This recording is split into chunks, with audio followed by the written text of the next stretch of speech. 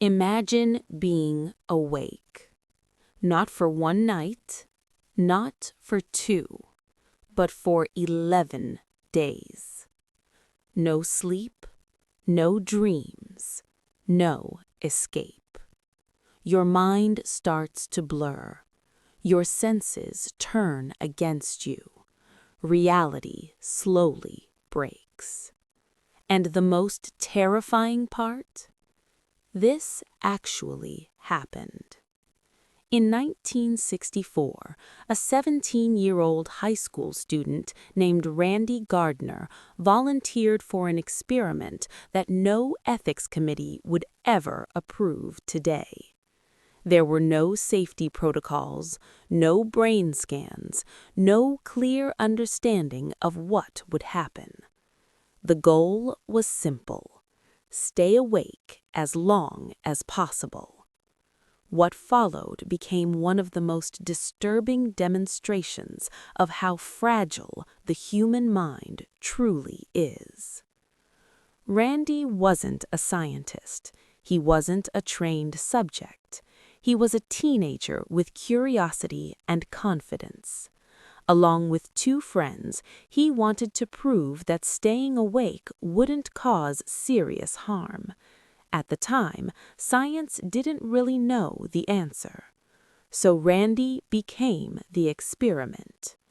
Every hour without sleep was documented. His behavior, memory, speech, and motor skills were carefully observed. At first, everything seemed fine. But that didn't last long. The first 24 hours passed easily. Randy laughed, he joked, he felt alert. By day 2, small cracks appeared. His concentration slipped. Simple math became difficult. He felt irritable, but still confident. This is the dangerous phase, because the brain convinces you that you're fine, even when you're not. By day 3, Randy's senses began to betray him. His vision blurred, his hands shook, he struggled to focus on conversations. Words felt heavy, thoughts slowed. He began forgetting what he was saying mid-sentence. By day 4, something unsettling happened. Randy started hallucinating. Shadows moved where nothing existed. Objects appeared distorted. Depth perception collapsed. His brain, desperate for rest, began to manufacture reality.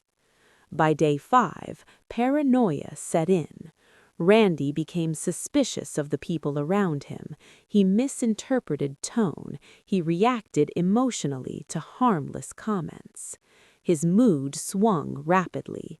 Laughter, anger, confusion, silence. He could no longer tell what he felt or why. On day 6, memory failures became severe. He forgot familiar locations. He forgot instructions seconds after hearing them. Sleep deprivation wasn't just tiring him, it was rewiring his perception of the world. By the 7th day, Randy's hallucinations intensified. He saw patterns moving on walls. He believed street signs were people. He thought a fire hydrant was a human being. At one point, he became convinced he was a famous football player. When asked to sign his name, he instead wrote random letters. His identity was dissolving. The brain, desperate for rest, began to dream while awake. Days 9 through 10, cognitive collapse. By day 9, Randy could barely speak coherently. His sentences broke apart. His reactions slowed. His emotional responses became flat. He failed basic neurological tests.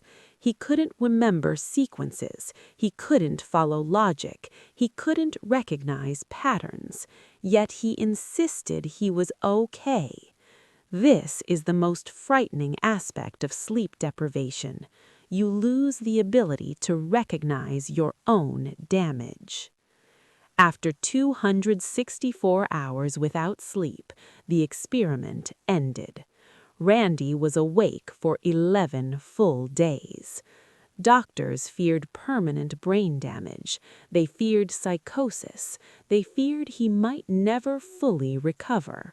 So they did the only thing left. They let him sleep. Randy fell asleep instantly. Not for hours, but for 14 hours straight. When he woke, something unexpected happened. He was normal. No permanent brain damage, no memory loss, no psychosis. At least, not immediately. Years later, researchers followed Randy's life. He lived normally, he slept regularly, he showed no long-term neurological damage. But scientists learned something terrifying. The brain can survive extreme sleep deprivation, but not without consequences. Modern studies now show increased risk of psychosis, long-term cognitive decline, emotional instability, memory disorders, and in extreme cases, death. Sleep isn't rest, it's maintenance.